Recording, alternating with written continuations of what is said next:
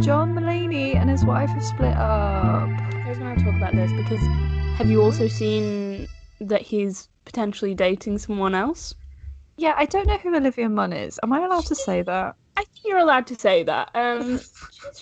She's an actor. I've seen her in things. Couldn't name what I've seen her in. I think she's funny, maybe. Like, she seems funny. She's fun. She's very pretty. Aww. But John Mulaney, he was a wife man. He was a marriage man. Yes, he was. And we loved that for him. And, you know, people get divorces and that's okay. But, like, I hope his wife's okay. Like, I hope he's okay because I know he's going through a lot. But his wife, like, she seemed great. I don't really know what she does. I feel like she's an artist, maybe. Or, like, an interior, like, high-end interior design. Something like that, right? Yeah. So she's not, like, super in the public eye. And then there's all of this is, like, everywhere about them being divorced. It's everywhere. And not only that, then you have all these, like, rumors of him dating someone else and stuff, like, immediately as soon as you get a divorce. How hard must that be to deal with? I mean, for both of them, I guess, but for her, like... Yeah, he's the one possibly doing it. I know! And she's like, I've supported him through so much, we think. I mean, I assume she was supportive. She seems lovely. And then this, everyone's just talking about potentially my husband leaving me for another woman. It broke my heart. It's really heartbreaking. Love is dead. I know. I've seen a lot of TikToks about it, and everyone's just kind of like, I guess we forgot John Mulaney was a man. And that he was capable of this. Of hurting our hearts like this. I am sad. I know. So that was sad news. I don't think I have any happy ones. Well, one of them's kind of happy. Okay. Just I guess like rank them from like most sad to least sad. Okay, so okay, I'm ready. The middle one I think was Elon Musk hosting SNL, which happened last weekend, which gave everyone nightmare fuel for the rest of their lives. But who's he dressed up as? Is it Wario? Yeah. Why? Well, have you seen the sketch? No, I just saw stills. I watched the sketch. I immediately, Sunday morning came, I was straight on YouTube. I will say, because I want to be fair and let it be known that this podcast is fair. I expected it to be much worse. Like, I expected it to be so bad. Was it the worst thing I've ever seen? No. Was it good? No. The Wario thing, who came up with that? I don't know who did that. But then Grimes showing up as Princess Peach in it, that made me sad. Because at that point I was like, I don't think I've really ever seen Grimes and Elon Musk in the same room. And as soon as I saw that, I was like, oh, God, I don't want this. It's happening. It's real. They're together. It's real. I mean, I will say this. I feel like Grimes was the worst actor. Ooh, well, fair play. Like she was like slow on her cue, but I think she was very nervous. So, and also I still love Grimes. I'm just like, I hope one day she's gonna leave Elon, and we're gonna realize that this was some undercover scheme that she was doing. Mm-hmm. I know you're all gonna say, Hannah, just lose hope, but I won't. The Brit Awards kind of happened, but I didn't really pay that much attention. I actually watched the Brit Awards. Did you? I will say, I thought they were probably the best awards show I've seen this year. Wow. They were pretty good. I'm not a massive fan of Jack Whitehall as a comedian, but I think when he hosts the Brits, he does a pretty good job. Makes everyone a bit uncomfortable. The only thing that was a bit weird is when they people would swear and they would cover it up with some sort of muffled sound. That was a bit uncomfortable, but it was probably I really enjoyed it. I thought it was pretty good. I know some people didn't like that there was pre-recorded performances by artists, but I thought that made them better. Like The Weeknd did this whole performance in the rain, and I loved it. What have you heard of the Brits? I didn't hear anything. Honestly, I think it happened. Yeah, I think usually like what we thrive on with award shows is that they're awkward. Mm-hmm. Like they are just really awkward. This was not. It was fine. It was Oh, it okay. was a I good think time. well, it was like a test event. I don't know exactly what you're calling them, but for those who don't know, in the UK at the minute, they're doing test events. I think that's the best thing to call them. Test raves seem to Yes, be so the like basically, because they want clubs to open up again at some point, they tested it out with just a controlled people. They tested everyone before they went in just to see what would happen, and then they did the same with the Brits. So it meant that there actually was an audience there. And then I think the majority of the audience was like healthcare workers and frontline workers. Oh, It's well, actually well done good. them. That's a good thing. They had everyone got like everyone who won a Grammy got one big Grammy and then one little Grammy, and they could give the little Grammy like out to someone else. And Oh, like she did this whole speech about like the healthcare service, and she name dropped Boris, and she was like, Boris, give them a pay rise. Incredible. The only thing I'd seen people a bit confused about was like Harry Styles' accent. Apparently, it's a bit American now. oh no. I listened to it. It is a little bit. It's kind of hybrid, I would say. Okay. Well, you mean he And spends a lot of time over there, so like, people were like, "Oh my God, he's losing his accent." I'm not super surprised, especially if he's doing American accent films, that it would maybe be a bit. You can still. It's not full American, but and it's not the best accent to keep in any way. It's very like is this slander? well, it's quite. It's not like my accent, but it's like there's It's not. quite a It's lot. like it gives me like someone doing a bad impression of the Beatles vibes. I don't know why. It just kind of does. I quite like his accent. I feel like if you want, and to be honest, to be fair to all the One Direction boys, they have kind of kept their regional accents, and I do kind of love that. I love that Zayn still Oh, has. I adore them for that.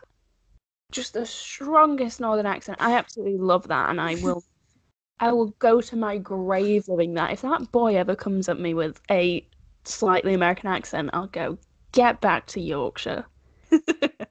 Get back now. Gain that accent. Come on. Was that sad news to you? Was the Brits sad? No, it wasn't sad. It was just like, Like, oh real yeah, tragedy. I missed it. This is going back a little bit because I think it happened just after we finished our last episode. Billie Eilish's Vogue cover. Yes, love it. Love it. And it's so weird that it sparks all this conversation once again. I think the thing that I find so weird about it is like people any like criticism of it or any confusion like that she suddenly changed how she dresses, like just drop it because she's like aging. Do Yeah. you dress the same way that you dressed when you were 16 to now? Because I hope not. don't. Yeah. I've just kept one aesthetic forever. But obviously, that's not a thing that we do. No. So just let her embrace living. I thought she looked fabulous. She did. And yeah, I don't know. What did you think? I think she's probably before she was doing it to like deliberately protect herself with all the baggy clothes, and we've talked about it before in our child stars Gen Z child stars episode. So if you want to refresher on that, and I think when all the body shaming stuff started when she was in the tank top, I think she realized that people were going to say shit no matter what. Right? And like she could protect herself, but if it meant that the way she presented herself in public was still just going to be scrutinized no matter what she did. Yeah. And she was like, well, fuck it. Like, why not? Exactly. And like the thing is she might choose to go back to like wearing the baggy clothes 90% of the time, but then choose to dress like all dressy and like tight fitted like 10% of the time. That's normal. Like I would say the majority of my life I'm in like pajama style clothes. And then there's times where I really want to get dressed up and dress completely different. That's life. That's how people live their life, you know? You're not one or the other. Like, exactly. You don't wake up every day and you're like, I'm going to put a corset on every day of your life. But there might be one day that you wake up and you're like, yes, this body is coming out today. And that's good. Do whatever makes you feel confident on any day of the week. Back with our old pal Gwyneth. I feel at the minute we're mentioning Gwyneth a lot. She recently revealed that she went totally off the rails in lockdown. That is, her words were totally off the rails. I'm not making that up. So I know what you're thinking. Gwyneth in her mansion with her millions and her ability to get the best healthcare that money can buy, struggling like us.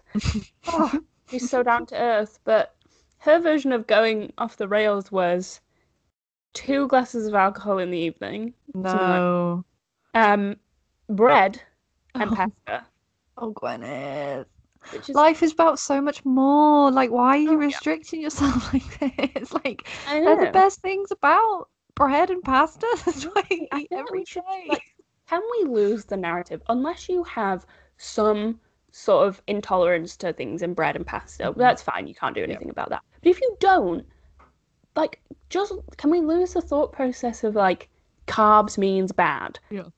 You can eat things if you want to. Like, eat them. It's bread. You can get, like, bread can be healthy. Like, yes, you can buy bread full of sugar and stuff like that. But most of the time, bread can be pretty healthy and is a good part of your diet and helps, like, sustain you throughout the day. Exactly. Pasta is the same. Pasta's the best. So, I just hate that was her going off the rails as well. Like, especially to relate that to the pandemic. It's just like, do you know how much people have gone through? That's not to do with that. And even if you just focus on like eating habits, the amount of people who have like gained weight during lockdown and have like struggled with that, but then maybe have come to terms with it and like kind of realized stuff about themselves. But there's probably a lot of people struggling with that. And then to hear that, doesn't she just sound like the most boring person on the earth? Like, do you know what makes it more boring? You know how I said she was having 2 glasses of alcohol a night? You might be thinking like, oh, nice glass of wine with Gwyneth. Like, okay, take the day away. I mean, I don't know what she was doing all day that she was so off the rails by the evening. But no, she was having whiskey made from quinoa. No. Having fun drinks. Quinoa whiskey? Who invented that shit? Probably Goop. I just think, like, what an insult to, like, most people's lives, like, the majority of people's lives during the lockdown, where, like, people have suffered with mental health, with finance and their lives, and, like, some people have struggled to keep a roof over their head. Yeah. People working the longest hours of their lives, like, risking their lives. Stuff like that. And you're saying, oh, I went totally off the rails. Like, just learn to look at the world not through just your little narrow little thing. Little privileged viewpoint. But I think she's too far gone. She needed to have the same self-discovery that Chris Martin apparently had during the pandemic, where he had to look in the mirror and confront his ego, and it took the pandemic to bring him to that. So can you imagine how nutty, one, they were together, and two, how terrible they are apart? Oh, yeah.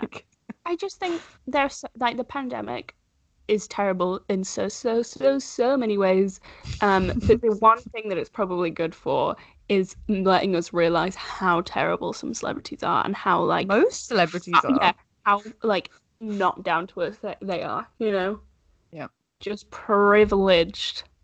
So the final thing I've got is kind of relating to that. Ellen is ending, the show is ending, finishing after 19 seasons, and she's claiming that it's nothing to do with all the controversy last year. Do we believe her? Nothing to do with it. Yeah. You can't tell me it has nothing to do with, like, the ratings hit you took, the fact that no one really supports you anymore. Nothing to do with that. And, like, she's so bitter when she talks about it. I saw, like, an interview on TikTok, and she just seemed really bitter. And the person was saying, like, 19 years? Like, wouldn't you wait till 20? And she was like, actually, 19 is better than 20. Oh, dear. I just kind of, like, I felt like this was kind of a full circle moment, like, for us, because I feel like we kind of talked about the Ellen slander and everything going on with that in, like, our really early podcasts. Yeah. Well, I think we did. We were pioneers for it. We were on the hot minute of reporting. I would say that, like, us and Dakota Johnson are probably responsible for the downfall of Ellen. No, too much credit to us. Dakota Johnson, I agree. All the way. She's... Thank you, Dakota Johnson. Thank you for all you've done for us. Even if you had to lie your way through it, we still support you.